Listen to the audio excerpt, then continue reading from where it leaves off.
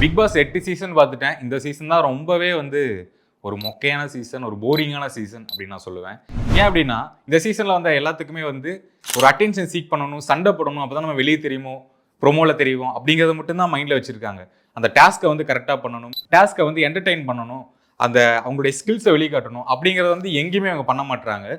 Big பாஸே ஒரு task தராங்க, நேர்மையாக அடிச்சு பேசுங்க, நல்லா புளிச்சுன்னு இருக்கும் அப்படிங்கிற மாதிரி கொடுக்குறாங்க. ஆனால் இவங்க பண்ண மாட்டாங்க. அப்படியே சுற்றி வளைச்சு எனக்கு பயம் இல்லைன்னே காட்டுறாங்க.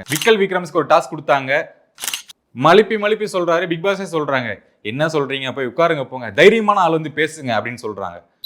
நீங்க பயந்துட்டீங்க அப்படின்னு திவாகர் அதை சொல்லும் போதும், இல்லையே நான் பயப்படலையே, நான் எங்க பயந்தேன் அப்படின்னு எதுவே திரும்ப பேசிட்டு இருக்காங்க. ஒரு டாஸ்க் தராங்க, நேர்மையா விளையாடணும். அந்த விஷயத்துல வியானா சூப்பரா விளையாண்டாங்க.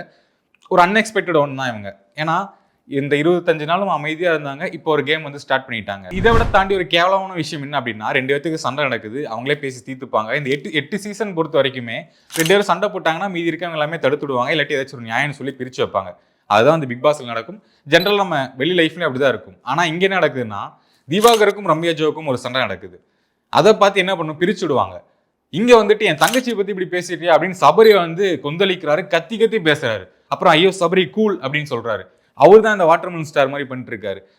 பார்க்க நமக்கு என்ன தோணுதுன்னா, வாட்டர்மெலன் ஸ்டாருக்கும் பார்வதிக்குமான ஃபேன்ஸ், அவங்களுக்கான ஒரு ஆதரவாளர்கள் அதிகமாயிட்டு இருக்காங்க. என்னடா பார்வதிக்கு ஃபேன்ஸா நீங்க அப்படின்னு கேட்டீங்கன்னா, அவங்க தான் ஏதோ பண்றாங்க, கண்டென்ட் கொடுக்குறாங்க. திவாகர் ஒரு கண்டென்ட் கொடுக்குறாரு, 24 மணி நேரம் என்கேஜிங்கா வச்சுட்டு இருக்காங்க மக்களை. மீதி இருக்க எல்லாருமே சாப்பிட்றாங்க, தூங்குறாங்க அப்படிங்கறதான் பிக் பாஸ் சொல்ல வராரு. மக்களுடைய கருத்தாவும் இருக்கு. அரோரா சின்க்ளேர் அப்படிங்கிறவங்க 25 நாள் என்ன பண்ணாங்க கேட்டீங்கன்னா, அந்த பெட்லயே தான் இருக்காங்க. வெளியே வராங்க, துஷார் கூட பேசுறாங்க, வேற எதுவுமே பண்ணலை. இவங்க என்ன பிக் பாஸ் சீசன் இது அப்படின்னு தான் போகுது. சைல விஜய் சார் மேலேயும் கொஞ்சம் ட்ரோல்லாம் பண்ணிட்டு இருக்காங்க. இதுல உங்களுக்கு பிடிச்ச கண்டஸ்டன்ட் யாரு அப்படின்னு நினைக்கிறவங்கள கமெண்ட் பாக்ஸ்ல கமெண்ட் பண்ணுங்க, பேசலாம்.